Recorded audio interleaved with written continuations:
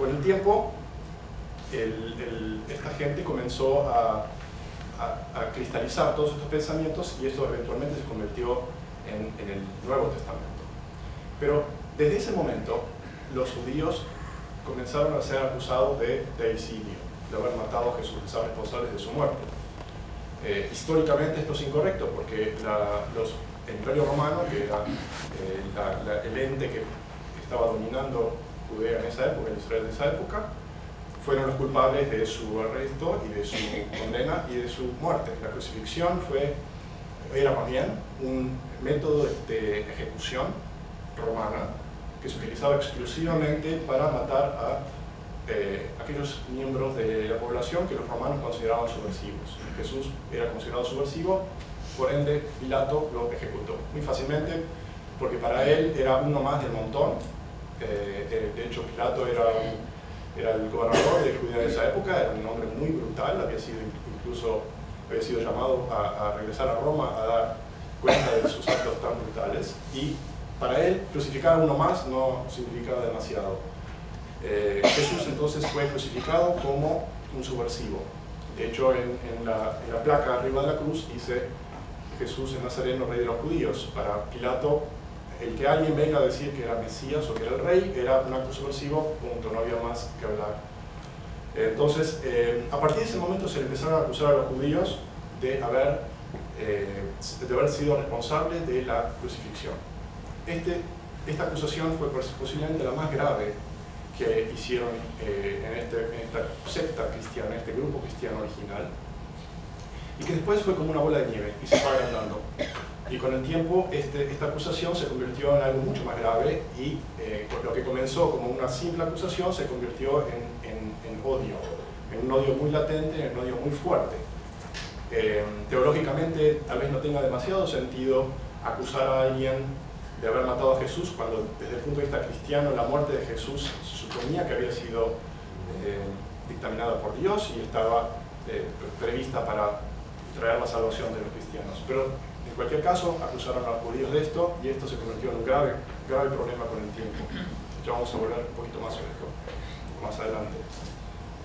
Entonces, en un principio esta secta necesitaba distanciarse y diferenciarse de los judíos. Ellos eran judíos, pero necesitaban diferenciarse del grupo central de judíos. Y necesitaban hacer esto porque en el año 66 estaba la guerra judía, la gente que vivía aquí luchaban contra el Imperio Romano. Fue una guerra muy brutal y muy sangrienta, duró 4 años, culminó con la destrucción del templo de Jerusalén en el año 70 y la dispersión de parte del pueblo judío, la otra parte fue vendida como esclavos.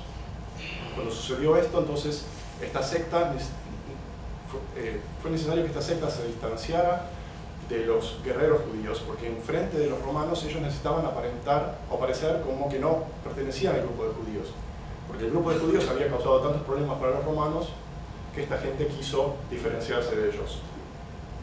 Por otro lado, este grupo cristiano, los primeros cristianos, empezaron a hacer proselitismo, un proselitismo mucho más activo que el que era tradicional en el judaísmo, y intentaron y lograron hacer proselitismo entre los gentiles, entre los pueblos fuera de la Judea de esa época. Para conseguir hacer esto necesitaban hacer 2 cosas, o 3 cosas más bien. Por un lado, hacerlo más fácil para ellos, para los gentiles, adoptar la nueva religión. Una de las cosas que hicieron fue cancelaron los requerimientos de circuncisión y también cancelaron muchos de los requerimientos dietéticos del judaísmo, que eran muy difíciles para la gente fuera del judaísmo, para adoptar para la gente fuera del judaísmo. Entonces hicieron esto para congraciarse con los romanos y para poder conquistar, si se quiere, a los pueblos fuera de Judea, en Siria, en Turquía, en el Imperio Romano en general, en Grecia y demás. Y comenzaron con un nuevo concepto que se llamó supersesionismo.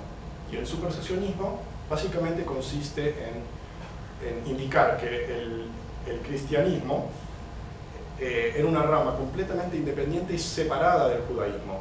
Y empezaron a buscar cosas que eran distintas. Buscaron todas las diferencias posibles. Cambiaron el Shabbat y lo pusieron en el domingo. Y así como eso, otras diferencias que encontraron las fueron realzando con el tiempo. las cosas fueron cambiando. Ellos escribieron sus propios libros sagrados, que se convirtieron en el Nuevo Testamento, y de hecho, el mismo nombre que le dieron ellos a la Biblia hebrea, Antiguo Testamento, y a la Biblia cristiana, Nuevo Testamento, indica, da la pauta de este supersesionismo, de esta sensación de que una cosa ya pasó y ahora hay algo nuevo. El llamar a la Biblia hebrea Antiguo Testamento y a la Biblia cristiana Nuevo indica que uno superó al otro, uno ya pasó a la historia, si se quiere. Otra cosa que sucedió fue que los cristianos, ya en la época de la destrucción del templo en el año 70, comenzaron a pensar que Dios había abandonado el pueblo judío, y como ya había cambiado el antiguo, el pueblo elegido que había sido el pueblo de Israel, ya había pasado a ser ahora el pueblo cristiano, la nueva secta cristiana. Y asumieron que la destrucción del segundo templo en el año 70 era castigo divino por la reticencia del pueblo judío a aceptar a Jesús como el Mesías. Por supuesto, desde el punto de vista judío, los judíos en general, salvo esa pequeña secta, no aceptaron que Jesús era el Mesías, por varias razones. Por un lado, porque el Mesías se suponía que iba a redimir el mundo, y Jesús no hizo eso. Se suponía que iba a eliminar todos los problemas del mundo y convertir el mundo en un lugar mejor para vivir, y Jesús no hizo eso tampoco. El mundo seguía siendo igual de brutal y horrible como había sido cuando él estaba vivo, bajo el yugo romano.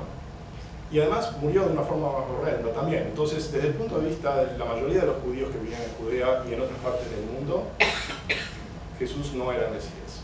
Desde el punto de vista cristiano, para este grupo, esto era básicamente una blasfemia. Para ellos era inaceptable que los judíos no aceptaran a Jesús como el Mesías.